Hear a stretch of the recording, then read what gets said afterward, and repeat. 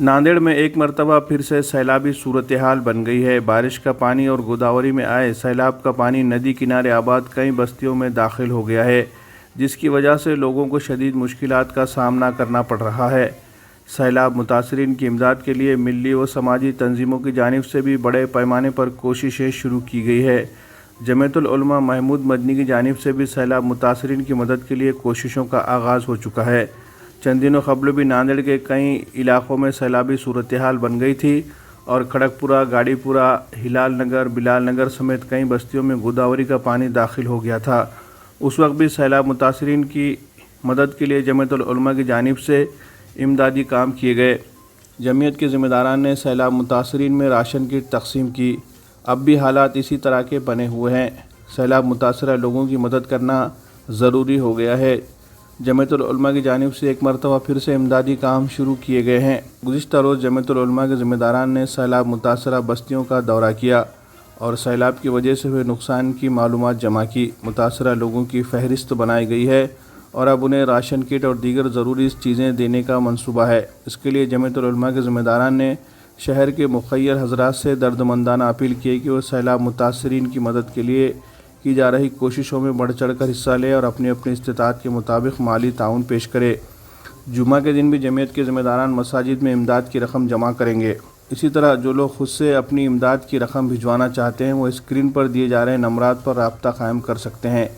امداد کی رقم کا ایک ایک پیسہ مستحقین تک پہنچانا یہ جمعیت العلماء کی ذمہ داری ہے اور سابق میں بھی اس نے ذمہ داری بحسن خوبی نبھائی ہے اور اس مرتبہ بھی انشاءاللہ مستحقین کو پہنچانے کا عزم کیا گیا ہے۔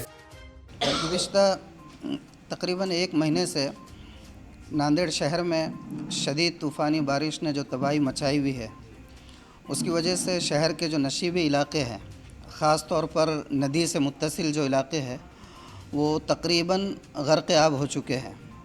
پچھلی مرتبہ جب پانی آیا تھا اور اس کی وجہ سے کافی علاقے شہر کے متاثر ہوئے تھے، اس وقت جمعیت علماء مہاراشٹر کے صدر باوقار حافظ ندیم صدیقی صاحب نے ہنگامی طور پر شہر ناندیڑ کا دورہ کیا تھا اور دورہ کر کے جتنے متاثرین تھے ان متاثرین کی امداد کے لیے جمعیت علماء مہاراشٹر کی طرف سے خود حضرت حافظ ندیم صدیقی صاحب نے ایک خطیر رقم جمعیت علماء شہر و ضلع ناندیڑ کے ذمہ داروں کے حوالے کی تھی اور اس وقت فوری طور پر ہنگامی طور پر امداد کا کام بھی کیا گیا تھا اور ان کی راحت رسانی کا کام بھی کیا گیا تھا۔ اس کام کو تقریباً 15 سے 20 دن ہو چکے ہیں، لیکن اس مرتبہ گزشتہ کل سے شہر میں جو شدید طوفانی بارش نے تباہی مچائی ہے، اس تباہی نے پچھلی تباہی کا ریکارڈ توڑ دیا ہے۔ آج جمعیت علماء شہر اور ضلع ناندیڑ کے ذمہ داران نے ہنگامی طور پر پورے شہر کا ایک سرسری جائزہ لیا تو اس جائزے میں یہ بات سامنے آئی کہ اس مرتبہ کی تباہی پچھلی مرتبہ کی تباہی سے کئی گنا زیادہ ہے۔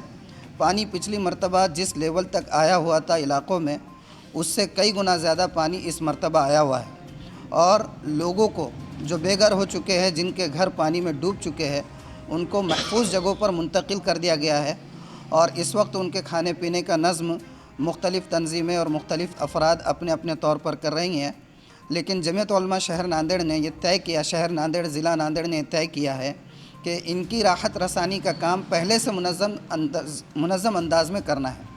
اس سلسلے میں اب جو جمعہ آنے والا ہے، ذمہ داروں نے یہ طے کیا ہے کہ یہ کام شہر ناندیڑ کے اہل خیر حضرات کے تعاون سے پورا کیا جائے۔ چنانچہ اس جمعہ میں انشاءاللہ جمعیت علماء شہر و ضلع ناندیڑ کے ذمہ داران شہر کی بڑی مساجد میں حاضر ہوں گے لوگوں کے تعاون کو حاصل کرنے کے لیے۔ ہم جمعیت علماء شہر و ضلع ناندیڑ کی طرف سے عوام الناس سے اپیل کرتے ہیں کہ مصیبت کی اس گھڑی میں اپنے ضرورت مند بھائیوں کی امداد کے لیے آگے آئے۔ مساجد میں جب جمعیت کے ذمہ داران آئے تو ان کا دل کھول کر تعاون کرے۔